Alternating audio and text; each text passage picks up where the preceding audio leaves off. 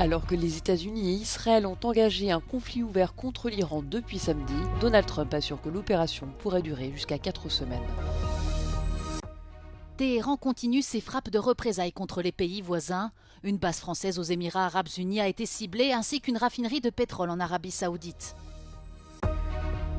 Emmanuel Macron a ordonné l'augmentation du stock d'ogives nucléaires de la France dans le cadre d'une nouvelle stratégie de dissuasion avancée.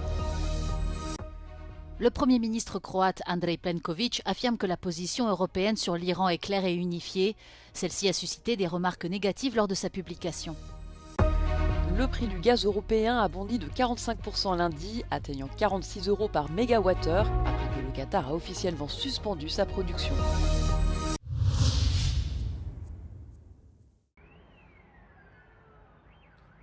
Alors que les États-Unis et Israël ont engagé un conflit ouvert contre l'Iran depuis samedi, Donald Trump assure que l'opération pourrait durer jusqu'à 4 semaines.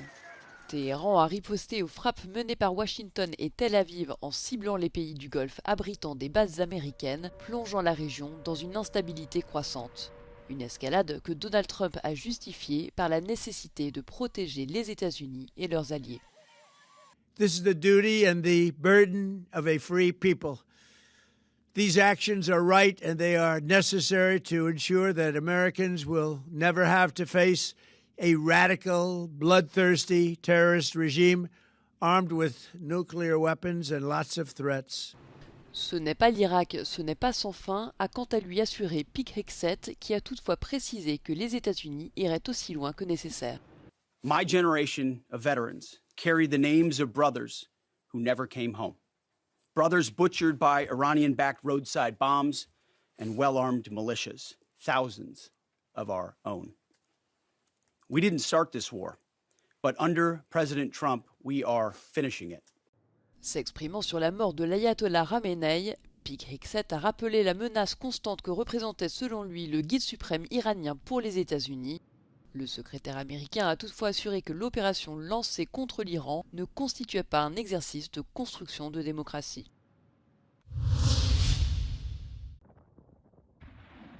La guerre en Iran s'étend alors que Téhéran poursuit ses frappes de représailles contre les pays voisins.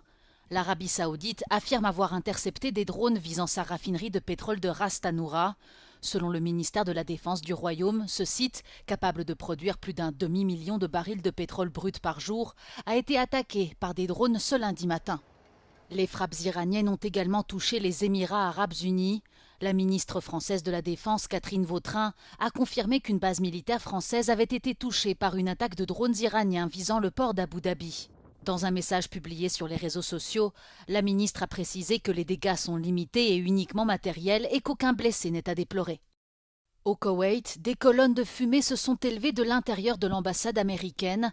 Le ministère de l'Intérieur du pays a déclaré avoir intercepté à l'aube plusieurs drones en provenance d'Iran. De son côté, Washington a précisé que les 3 avions américains qui se sont écrasés la veille près de la frontière ont été abattus par erreur par l'armée koweïtienne. Les 6 membres d'équipage des engins se sont éjectés et sont sains et saufs, précise la Maison-Blanche.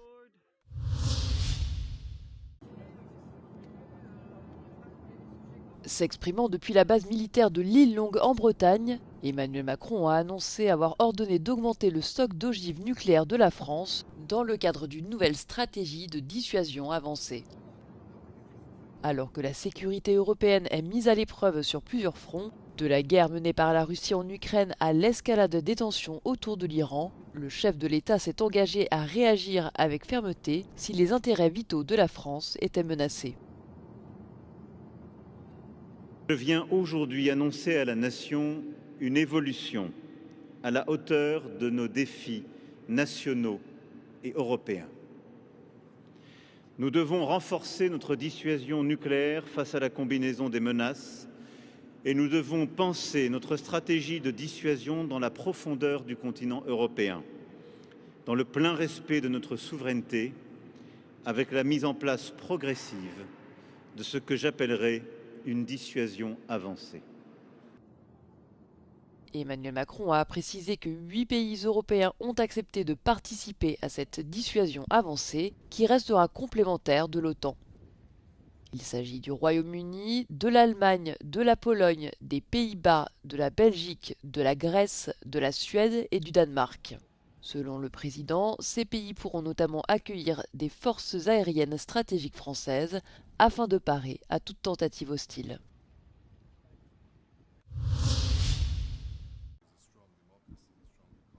Le Premier ministre croate Andrej Plenković a insisté ce lundi sur le fait que la position de l'Union européenne sur les événements qui se déroulent au Moyen-Orient était très claire et unifiée, malgré les réactions négatives qui ont accueilli la déclaration publiée ce dimanche par Bruxelles. We shall continue consultations. I think that all the statements which were issued so far, but for maybe one or two, were very, very clear and unified. L'Espagne et la Slovénie ont bloqué des condamnations plus fortes, Madrid dénonçant en particulier les frappes américano-israéliennes de samedi contre l'Iran. Le ministre espagnol des Affaires étrangères, José Manuel Álvarez, a notamment affirmé que l'action unilatérale des États-Unis et d'Israël en Iran n'est pas soutenue par la Charte des Nations Unies ou le droit international. De son côté, Andrej Plenković a fait valoir que la France, l'Allemagne et le Royaume-Uni avaient pris à juste titre l'initiative sur ce sujet. I think the lead has been taken by the E3, where 2 member states of the European Union are participating due to the fact that they were the most involved in the talks with Iran. Les 3 pays ont publié une déclaration commune dans laquelle ils ont averti qu'ils étaient prêts à prendre des mesures défensives pour détruire la capacité de l'Iran à tirer des missiles et des drones à leur source. Le prix du gaz européen a bondi de 45% lundi, atteignant 46 € par mégawattheure, après que le Qatar a officiellement suspendu sa production. Qatar Energy a indiqué avoir interrompu la production de gaz naturel liquéfié à la suite d'une attaque contre ses installations, sans toutefois préciser l'ampleur de l'impact sur ses opérations. Cette situation menace désormais les flux énergétiques mondiaux, alors que Téhéran a pris la décision de bloquer le détroit d'Ormuz, point de passage maritime clé pour l'acheminement de pétrole et de gaz liquéfié. Selon certains experts, les dernières images satellites suggèrent que le trafic des cargos est pratiquement à l'arrêt. Cette perturbation est un coup dur pour l'Europe, qui dépend du Qatar pour jusqu'à 14% de ses importations de GNL depuis qu'elle s'est détournée de l'énergie russe. Cette crise intervient alors que les stocks européens de gaz sont inférieurs à 30%, la saison hivernale touchant à sa fin. En Allemagne et en France, les réserves de gaz ne dépassent pas 20%, rendant ces pays plus vulnérables aux ruptures d'approvisionnement et à la volatilité des prix. Les marchés européens se sont effondrés ce lundi après les frappes menées ce week-end par Israël et les États-Unis contre l'Iran. L'Eurostoxx 50 a perdu 2% à l'ouverture, avec les indices de Paris, Milan et Madrid enregistrant tous de fortes baisses en raison des menaces qui pèsent sur le transport maritime mondial dans le détroit d'Ormuz. Cette vague de vente fait suite à une chute libre en Asie où le Nikkei 225 japonais a perdu plus de 2,3% avant même l'ouverture des marchés européens. Aux Émirats arabes unis, les régulateurs ont fermé les bourses d'Abu Dhabi et de Dubaï pour les prochains jours afin d'éviter la panique. Alors que les actions s'effondrent, les prix de l'énergie montent en flèche, le baril de brut américain de référence ayant bondi de 8% en raison des inquiétudes liées à l'approvisionnement. Les actifs considérés comme sûrs sont également en hausse, l'or gagnant 2,5% et l'argent 2%, alors que le marché se prépare à une nouvelle escalade.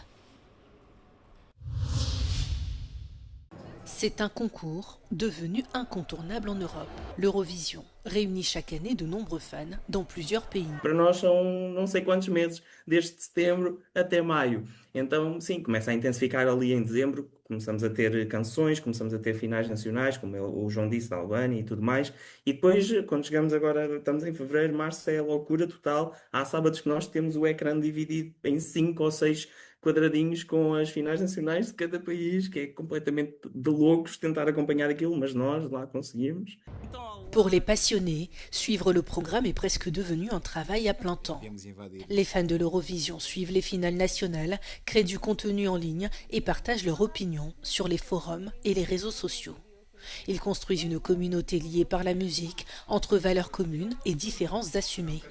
Começamos por conversar uns com os outros sem termos noção de que estamos a criar essa tribo, sem termos noção de que essa comunidade se está a formar. O sentimento de casa é muito particular porque nós nos sentimos representados, não é? Porque eu acho que muita gente que durante o seu percurso de vida, infância, adolescência, mesmo na fase adulta, quando nos sentimos que estamos à parte, ali encontramos casa, um conforto, um abraço. Au cours de ces 70 ans d'histoire, l'Eurovision n'a pas échappé à la controverse. Cette année, la participation d'Israël est la principale source de critiques qui ont conduit au retrait de 5 pays du concours, dont l'Espagne, l'un des 5 principaux financeurs de l'événement. Le Portugal, par l'intermédiaire de la RTP, le service de radio et de télévision, maintient sa participation malgré le boycott de la plupart des artistes participants au concours qui, même s'ils gagnent, refusent de se rendre à Vienne pour représenter leur pays. Au sein de la communauté des fans, les avis divergent, mais ils affirment que toutes les opinions doivent être respectées. Tendo em conta aquilo que se passa, há quem defenda que determinados países não deveriam participar. Eu também defendo isso, tendo em conta, se fizermos aqui um paralelismo de o que aconteceu com a expulsão da Rússia, penso que haveria lugar à expulsão de outros países. Quer queiramos, quer não, toda a estrutura do ano Eurovisivo acabou por ser impactada. Isto está inconscientemente a impactar os fãs e eu acho que muitos de nós, o que vai acontecer é estão à espera só para ver aquilo que vai acontecer em Viena em maio. La finale de l'Eurovision aura lieu le 16 mai à Vienne en Autriche. Cette année, 35 pays participeront officiellement à l'événement.